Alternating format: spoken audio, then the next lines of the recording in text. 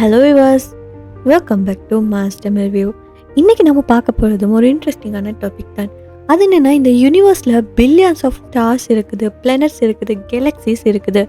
But question என்னென்னா, are we really alone? So இன்றைக்கி என்ன பார்க்க போகிறோன்னா, இந்த யூனிவர்ஸில் நாங்கள் மட்டும்தான் இருக்கோமா, இல்லைனா நம்மளை தவிர வேறு ஏதாவது உயிர்கள் வேறு ஏதாவது ஒரு பிளானட்டில் இருக்குதா, அதாவது ஏலியன்ஸ் இருக்குதா இல்லையா, இதை பற்றி தான் இந்த வீடியோவில் ஃபுல்லாக பார்க்க போகிறோம். ஸோ ஸ்கிப் பண்ணாமல் எண்ட் வரைக்கும் வீடியோவை பாருங்கள். முதல்ல நம்ம ஒரு விஷயத்தை பார்க்கலாம். யூனிவர்ஸ்னு சொல்லக்கூடியது இது ரொம்ப பெரியதுன்னு சொல்லலை, நம்ம கண்ணுக்கே தெரியாத அளவுக்கு பெரியது.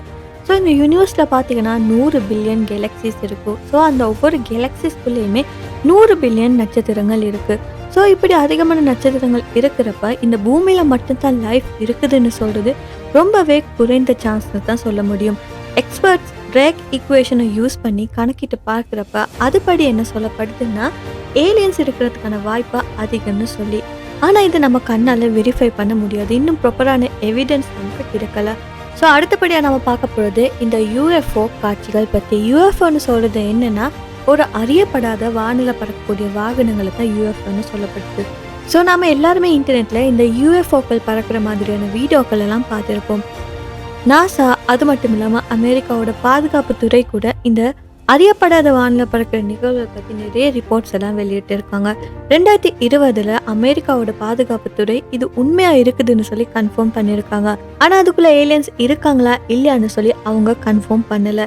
சில எக்ஸ்பர்ட்ஸ் என்ன சொல்கிறாங்கன்னா, மேபி இதோட அட்வான்ஸ்டான நாகரிகத்துக்கு உரித்தான ஒரு வாகனமாக இருக்கலாம்னு சொல்லி, இல்லைனா வேறு ஏதாவது ஒரு மிஸ்டீரியஸான திங்காக இருக்கலாம்னு சொல்லி. ஆனாலுமே இதோட கட்டுமே இந்த மிஸ்ட்ரி யாராலுமே சால்வ் பண்ணப்படலை. இப்போ நாம் பண்டைய நாகரிகத்திலிருந்து ஏலியன் பற்றின தியரிஸ் எல்லாம் பார்க்கலாம். சிலர் என்ன நம்புகிறாங்கன்னா, பண்டைய நாகரிகங்களான எகிப்திய நாகரிகம், மாயன் நாகரிகம், சுமேரியன் நாகரிகம், ஸோ இந்த நாகரிகங்கள்லாம் பார்க்குறப்ப பிரம்மாண்டமான பிரமிட்ஸ், அட்வான்ஸ்டான ஆர்கிடெக்சர், அஸ்ட்ரானமி இது மாதிரியான அறிவெல்லாம் அவங்க கிட்ட இருந்துச்சு. ஸோ சிலர் சொல்கிறாங்க என்னென்னா, இந்த அறிவெல்லாம் அவங்களுக்கு எப்படி கிடைச்சிருக்குன்னா ஏலியன்ஸ்டேருந்து தான் கிடைச்சிருக்கும்னு சொல்லி.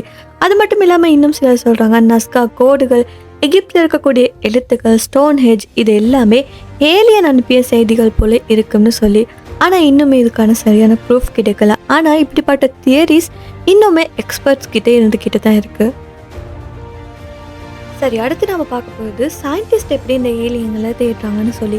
உலகத்தில் இருக்கிற சில சயின்டிஸ்ட் பார்த்தீங்கன்னா, செட்டின்னு சொல்லக்கூடிய பூமிக்கு வெளியில் வாழ்கிற அறிவாளியான உயிர்களை தேடக்கூடிய ஆய்வுன்னு சொல்லக்கூடிய ஒரு ப்ரோக்ராமை நடத்துகிறாங்க. ஸோ அதில் பார்த்தீங்கன்னா அவங்க ரேடியோ சிக்னல்ஸ், விண்வெளியாத வார சிக்னல்ஸ் இதெல்லாம் கவனித்து அதில் ஏலியன்ஸ் இருக்கிறதுக்கான சாத்தியம் இருக்குதா இல்லையான்னு சொல்லி பார்க்குறாங்க. அதே சமயம் பூமிக்கு வெளியே கிரகங்களை ஆய்வு பண்ணி அதில் ஏலியன்ஸ் இருக்கா இல்லையான்னு கண்டுபிடிக்க முயற்சி செய்கிறாங்க. ஸோ இந்த ஆய்வில் பார்த்தீங்கன்னா 5000க்கும் மேற்பட்ட புதிய கிரகங்களை அவங்க கண்டுபிடிச்சிருக்காங்க. அந்த கிரகங்களில் சிலது பார்த்தீங்கன்னா நம்ம பூமியை போலேயே கண்டிஷன் இருக்கிறதா இருக்குது. அதாவது பூமியை போலேயே சூழல், நீர், மண், ஏரிகள் இதெல்லாம் இருக்கக்கூடிய கிரகங்களும் கண்டுபிடிக்கப்பட்டிருக்கு. ஸோ அங்கே உயிர் இருக்கிறதுக்கான வாய்ப்புகளும் அதிகமாக இருக்குது. அதே போல் பூமியில் உயிர் எப்படி தோன்றுச்சுன்னு சொல்லி சயின்டிஸ்ட் ஆய்வு பண்ணியது மாதிரியே அதே கான்செப்டை வேறு கிரகங்கள்லையும் பொருந்தி பார்க்குறாங்க. ஸோ அந்த விதத்தில் பார்க்குறப்ப மற்ற கிரகங்கள்லையும் உயிர் தோன்றதுக்கான வாய்ப்பு இருக்கலாமான்னு பார்க்குறாங்க.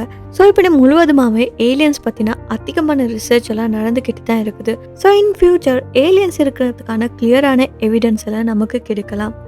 ஆனாலுமே இன்னும் சிலர் சொல்கிறாங்க என்னென்னா, இந்த யூஎஃப்ஓக்கள், க்ரோப் சர்க்கிள்ஸ், வியர்டான சிக்னல்ஸ் இதெல்லாம் உண்மை இல்லைன்னு சொல்லி.